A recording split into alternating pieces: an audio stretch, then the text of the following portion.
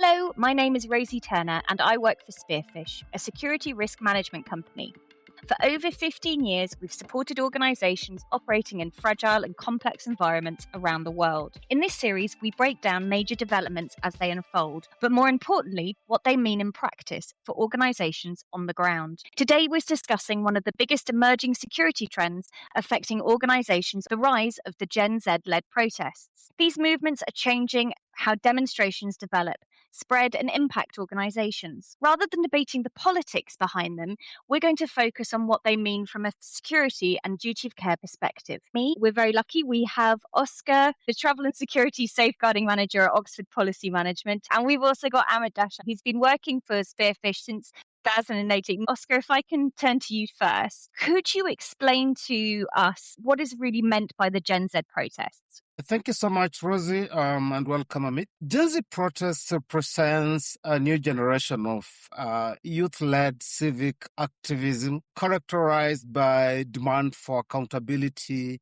better governance, equal economic opportunities, social justice, and observance of human rights. Unlike, the traditional demonstrations or protests, which were mostly led by political parties, unions, and prominent figures, especially from the opposition. The Gen Z movements are largely decentralized, they are issue-driven and organized through mostly the digital platforms. I think I'll take you back to about 2 years ago when the Kenya 2024 finance bill protests became a defining example on how government is managed, and especially in Africa.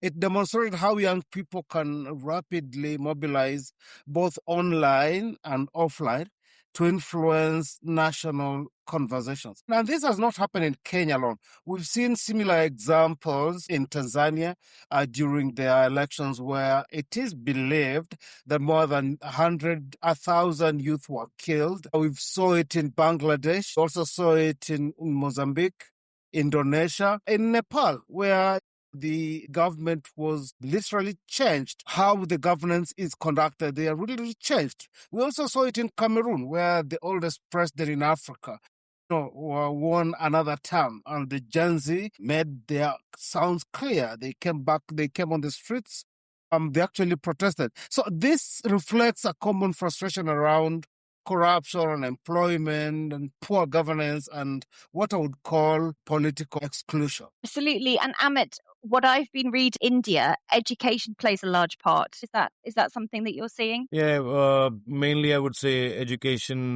poverty, and a lot of fake news, which is right now on YouTube channels and all over the social media. So I think those are the things that are the key triggers for such protests. And so this is a question for both of you. How are these protests particularly different to how they may have been 10 years ago? I know, Oscar, you've already touched on the sort of the digital side of things, but are you seeing a very big difference to how protests might have been in Kenya 10 years ago? I think there's a very big difference between these Gen Z protests and what used to happen 10 years ago. The current Gen Zs, their movement, with the movement, speed is of essence. These teams, they can organize, and in 6 hours, they've brought a country down. There's also the issue of decentralization. Most of these Gen Zs, the protests and the Gen Z movements, don't have definite leadership structures. They don't have definite leaders, unlike, the traditional demonstrations, which were mostly led by opposition leaders, then unions, political parties. And secondly, the current Gen Zs, they are highly adaptive, and they're driven by issues rather than ideology.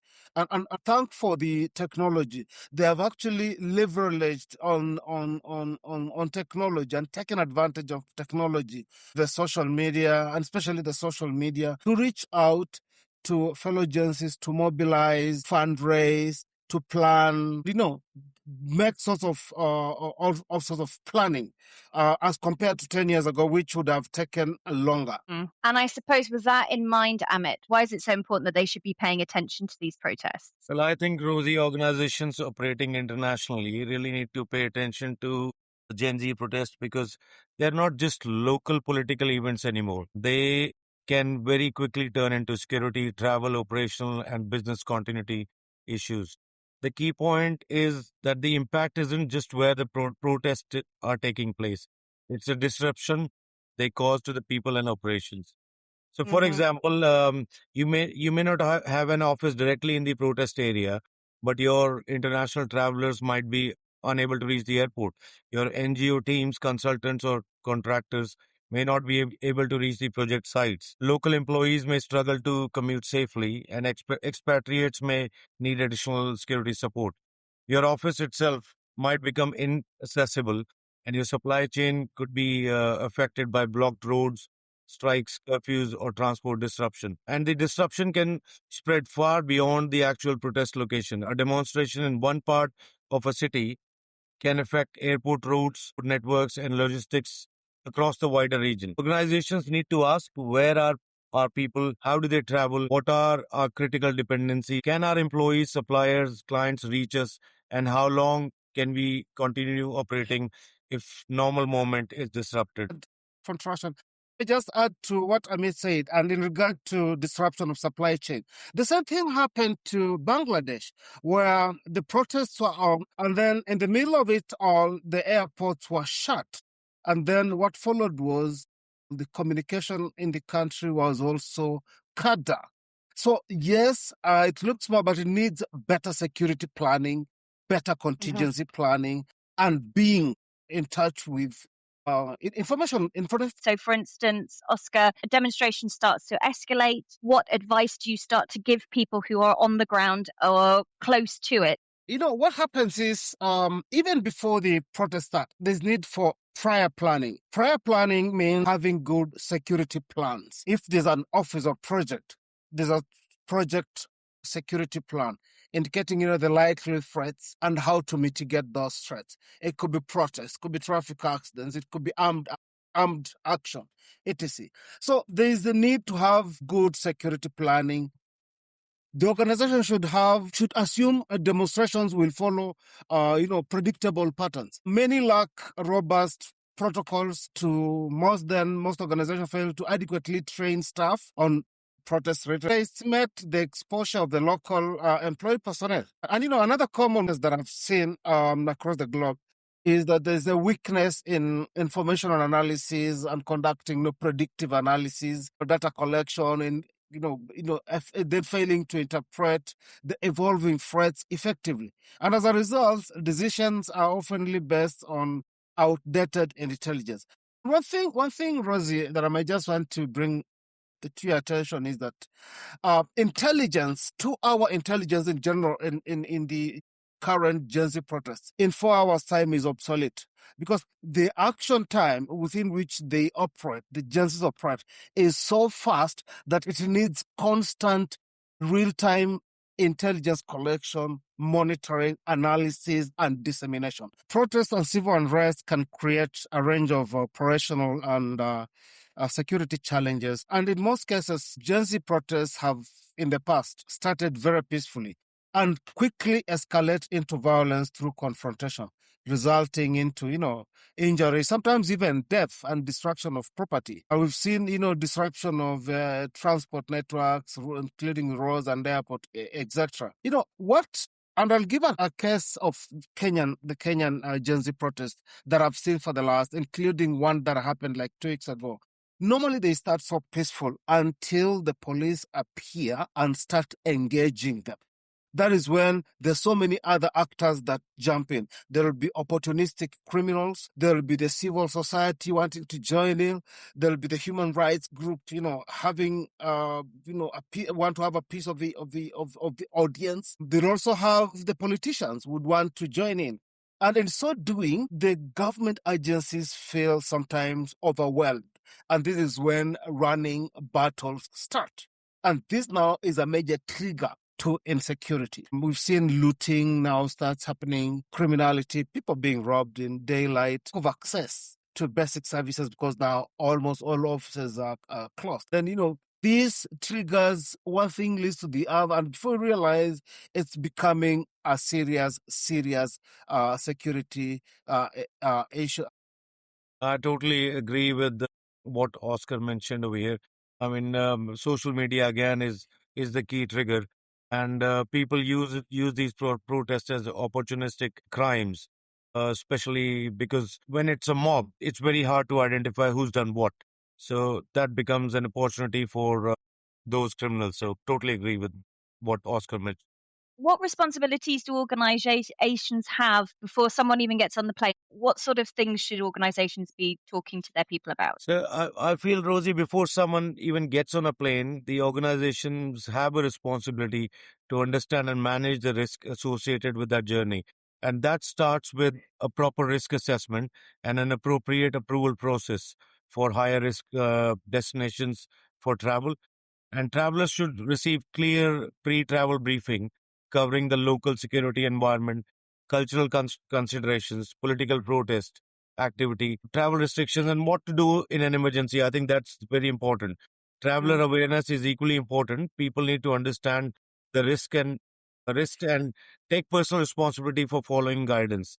mhm. Organizations should also ensure appropriate travel insurance, clear emergency contacts, and reliable communication channels are in place before departure. As there's an old saying, I totally believe in preparation is the foundation of effective travel risk management. If you look at the bigger picture, effective security management during such periods of unrest depend on three interconnected capabilities. Number one, I believe, is intelligence monitoring. Then to real-time tracking and clear communications. Organizations should continuously monitor emerging risks, protest activities, political developments, incidences, using reliable and diverse information sources. Sometimes during such a time, there are lots of fake news, there is misinformation and disinformation, either by the government agencies to dissuade the protesters from achieving their bigger goal, or it could be by the protesters to make the situation even more. So there's need for robust communication protocols, ensuring that employees receive timely updates, could be through telephone trees, etc. And then safety guidance and emergency instructions. I'll give an example where there's an organization that was evacuating. One of their staff was caught up in a serious protest in the Middle East, and they didn't have basic numbers for, like, for example, ambulance service providers, medical service providers, the hospitals, police stations. So some of this information, it's very important that organizations should have prior to, in anticipation Mm. of this as part of their security planning. Yeah, I mean, I think those are all good points. And Amit, you touched that on it earlier when you said that people have to be reliant themselves. You have to give everybody the tools and make sure that the organization is aware of all the information, Oscar, you mentioned. But when it comes down to it, if there's a communication blackout or if there's some way that the organization can't get hold of the traveler, they need to know that they know what to do in that event. They need to know where they need to go, where the safety places are, who they need to contact after the blackout. Where do you see sometimes organizations make a misstep when things like this happen? Yeah, again, going back to what I mentioned earlier, Rosie, from a client side, organizations often make some very basic mistakes.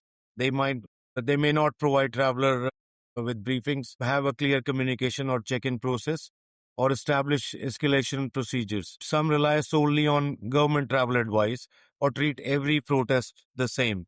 The reality is that every situation, location, and individual risk profile can be different. Hmm. Oscar, would you agree with that? I totally agree. Just to add on, one of the most frequent mistakes most organizations make is having poor security plan and assuming that the protests or demonstrations will follow a certain predictable patterns. This is making decisions based on what they observed during some other time, forgetting that things change. These Gen Zs, the web protests, they evolve and revolve. Then most of organizations lack robust contingency protocols, and they fail to adequately train staff on protest-related risks. Mm. And where, just to move back to sort of the protests themselves, where do you see these protests evolving to? I feel as of now, it'll be more evolving in India. We've got all our neighbors, Bangladesh, Sri Lanka, or Nepal. India is the only one which is left along with Pakistan. I feel, I mean, there are being attempts being made for these protests. However, the agencies are working and are working promptly to identify the culprits and get hold of these, not to escalate these protests. So, but in near future, it looks like these protests would be evolving, and the main thing is the main triggers are again social media, fake news, which people don't do intelligence grading for the news. They do not verify the news from the source where they're getting, and I think these are the a few examples where they might go wrong and could give chance to these conflicts. And Oscar, where you are in Kenya and then across Africa, how do you see them evolving? We are likely to see more and more Gen Z protests. In Africa so far, we've had plus minus about 8 Gen Z-led protests. And one very common thing with this 8 plus, plus minus 8 protests, they achieved what they wanted. There was change in government. I'll give an example of Kenya, where after the Gen Z protest, the president decided not to sign the finance bill. He fired the cabinet because that is what the Gen Z wanted. They thought that the government is being so, with money. So what I'm saying is going forward is, due to some reasons, we are likely to see more and more of these protests. Number one, governments seems not to learn. They're doing the same mistakes. Poor governance structures, poor adherence to human rights, non-inclusivity in decision-making, segregation in regards of development in all parts of these countries. So because most government don't want to learn, protests will continue happening. Number two, we've had financiers or funders with some strategic interests in these countries. The governments continue to adhere to, the basic adherence to human rights and, issues to do with the citizenry. The funders will continue to fund, and these Gen Zs will continue to protest. Number three, I think evolving technology. These young men and women, they are able to see what is happening globally. They wouldn't want to sit back and see what is happening. Like Uganda did their election less than 4 months ago. And your youth on the streets, being interviewed by Al Jazeera, BBC, CNN, they're saying, look, the Gen Z have changed governance in Kenya. The Gen Z have done the same in Tanzania. What about us? Meaning they're evolving technology. They're seeing what is happening in other countries. And they've seen the positive changes the Gen Z have brought to the countries that they've had protests. And lastly, I think the level of education of this, it can be compared to the protests of the years. So they are seeing globally what is happening economically. They can take you through what is happening in Strait of Hormuz and why the government should not increase the price of petrol to a certain percentage and only this percentage. They are technological survey and they are better educated. As long as they're educated and things are not working their way, we are likely to see, more and more of this protest, especially in Africa. If you guys were to have one piece of advice when operating in countries experience these kind of protests, what would be the key thing? My one piece of advice would be don't wait for a crisis before you start managing the risk. So that would be from my side. What would be your one piece of advice, Oscar, for an organization or a traveler who could be going into a location where these protests are happening? I think I'll just reiterate what Amit said. For a traveler, I wouldn't advise him to wait until the last moment. Security is, advanced function where there's a part that is played by the traveler, there's a part that is played by the organization. The duty of care responsibility lies upon both the traveler and the organization. So for the traveler, I would tell him to do more fact-finding, not just to wait until he's, fed. And for the organization, I would just advise them to do good security planning. Excellent. Guys, thank you so much for your time this afternoon. That was absolutely fascinating, and I look forward to everybody hearing your views. Thank you, Rosie. Thank you, Oscar. Thank you so much.